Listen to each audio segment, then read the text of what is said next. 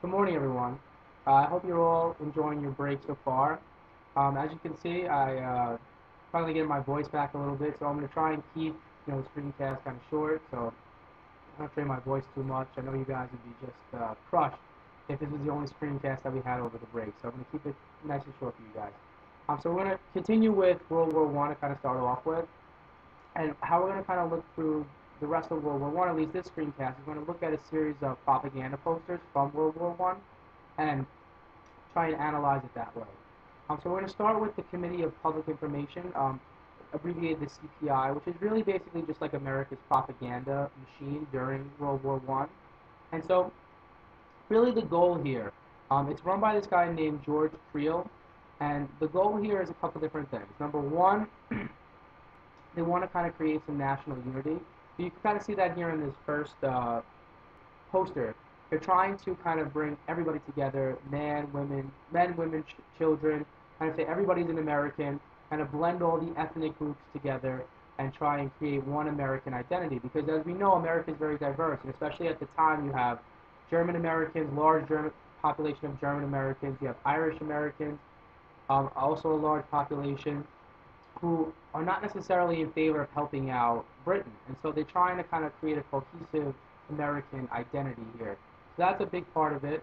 The other thing that they're really trying to do here is demonize the people who are fighting against. And you see this in every single war. So what they're doing here is they're kind of trying to paint the Germans as these like savages for the way that they acted during World War One, and going into Belgium and violating Belgium's neutrality. They're trying to paint them as these horrible beasts almost, and they're destroying civilization. So one of the analogies that they make a lot about the Germans using their propaganda here is they kind of refer to them as the Huns. And those of you you should remember from global history, the Huns are famous for invading the Roman Empire and destroying civilization. They also invaded the Han Dynasty out in China. And so they're this nomadic tribe from Central Asia that kind of raids Europe and raids Asia as well. And they're trying to say the Germans are like the same way, just destroying civilization, and it's really their fault for the reason why we have to go fight this war. And we talked about some of the reasons why the United States got involved due to the unrestricted submarine warfare. And so they're really trying to kind of play up this point here in the propaganda. And the last thing is, like you can see, halt the Hun here in this propaganda poster. But the last thing is really to kind of create, know what you're fighting for, and as far as fighting for liberty and democracy. And Wilson kind of says, in his when he puts forward why we're fighting, he's saying we're basically trying to make the world safe for democracy. And so you have these three things that the United States, that the CPI is really trying to push on the American people. All right, so what we're going to jump into now is kind of the next thing is how are they financing the war? So how is the United States paying for fighting this war? Well, they're really going to take kind of a two-pronged approach here to pay for the war. Number one, they're going to use taxation, which is never really a popular thing, but most of the Democrats, and you have Southern and Western Democrats, they're going to push for taxation, the progressives here, because they think it's much more efficient and just kind of a guaranteed source of income, and you need to have that guaranteed source to kind of finance the war. So they will raise taxes during the war, not an incredible amount, but they're going to raise taxes to try and finance the war. Unlike the wars that we've been fighting recently, Afghanistan, Iraq, they haven't raised taxes, and that's one of the big reasons why we went into such great debt from fighting these wars. So that's one way, but the other way that they're going to do it is they're going to try and borrow money.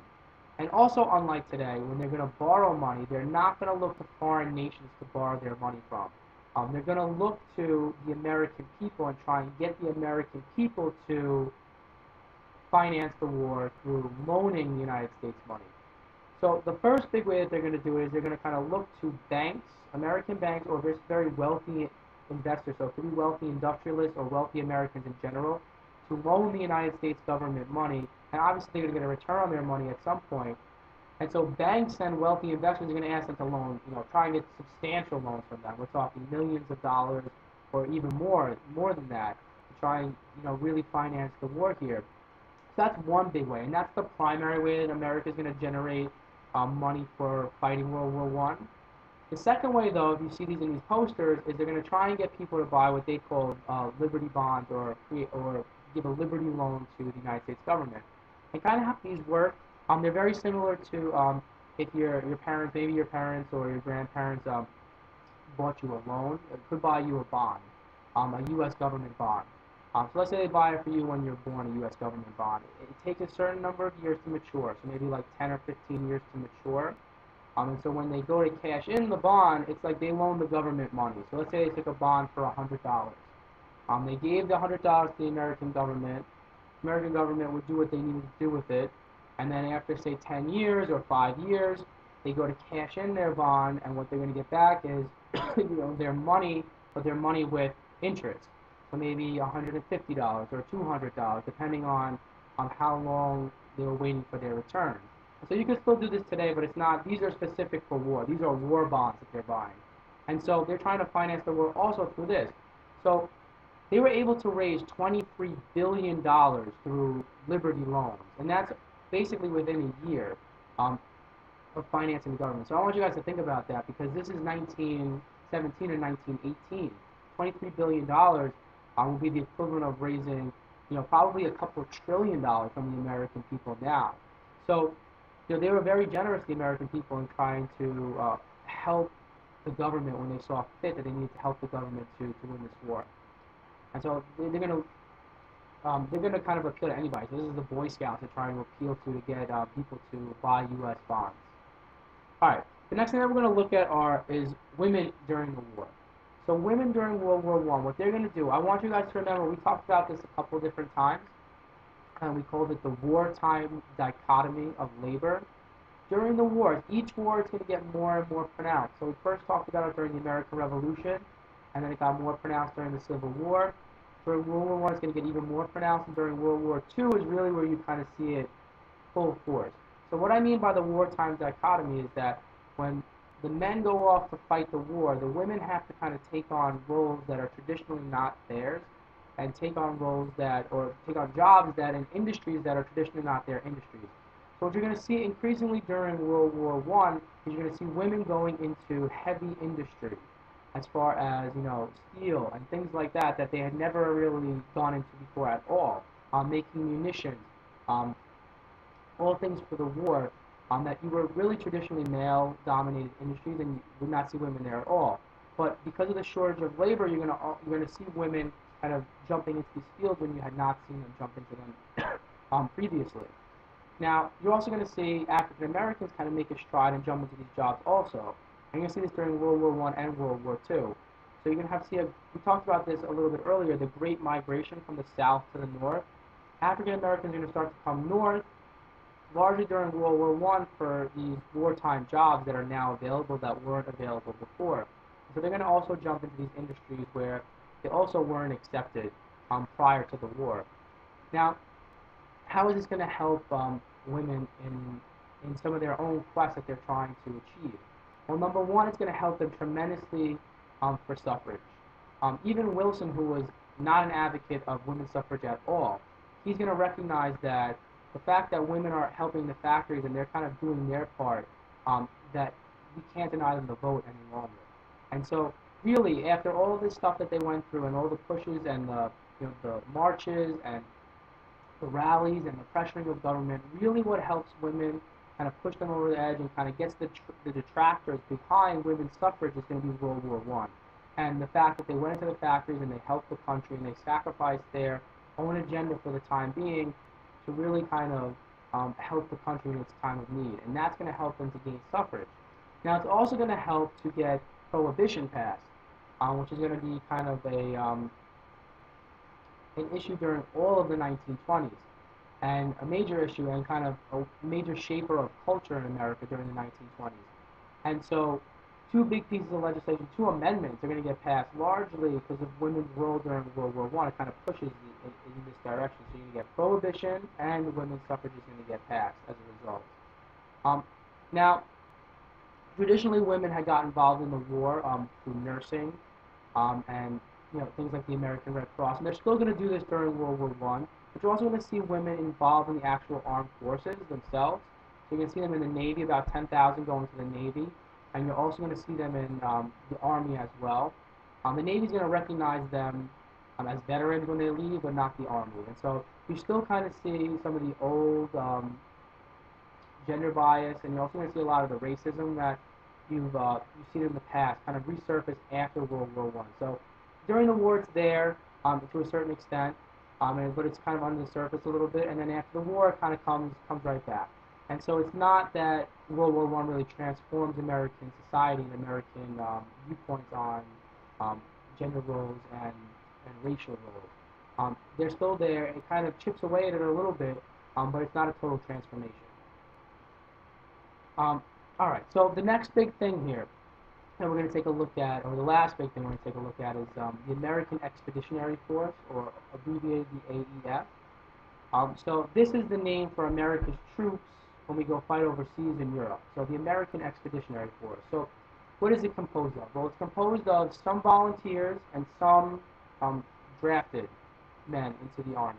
So you have about 2 million Americans that are going to volunteer to fight in World War I. And then you're also going to have 3 million who are drafted into the Army to fight during World War I. So we're sending over a substantial army. We're sending over 5 million men to go fight in this European theater. So this is a war that is basically every American family is going to be involved in and touched in some way. You have a substantial amount of Americans going over and fighting. We're in it for a very short period of time, but we have a pretty tremendous impact. So how do they get people into the war as far as the draft? Now the draft, they're going to pass an act called the Selective Service Act in 1917. And the Selective Service Act, they're worried it's going to be a very controversial act. I think the American government is thinking back to the Civil War and the last true draft that we had, and kind of the draft riots that occurred, and they're nervous about this. And so we discussed this in class. It's why they come down very hard on people who they think might be anti-draft, and it's why they pass the Sedition Act to try and quell any unrest or anger about the draft.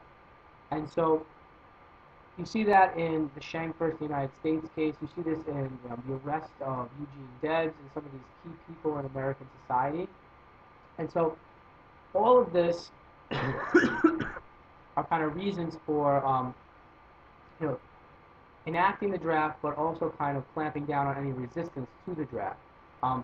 Now, when we actually do go overseas, our leader of our force is going to be a guy named General John J. Pershing, and he leads the American Expeditionary Force, and he's very highly disciplined. He actually wants to train our troops for 2 years before we fight, but the French and the British say, listen, we need them now. We need your troops now to kind of add some freshness to the lines and try and repulse the Germans. So our big contribution here is going to be during the Second Battle of the Marne. The First Battle of the Marne was fought in 1915. But the Second Battle of the Marne is going to be a German kind of resurgence here. They're going to try and break the British and French, and also now the American lines here, and try and break through and end the war.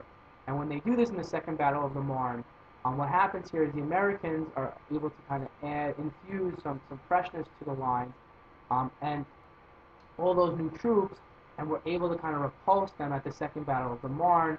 And when we push them back, this is kind of really what sends the Germans into a retreat and breaks the stalemate here in World War I. And so America, we're in it for a very short period of time. We only actually fight in World War I for a couple of months, actually, only about 5 to 6 months that we're actually in the actual fighting of World War I.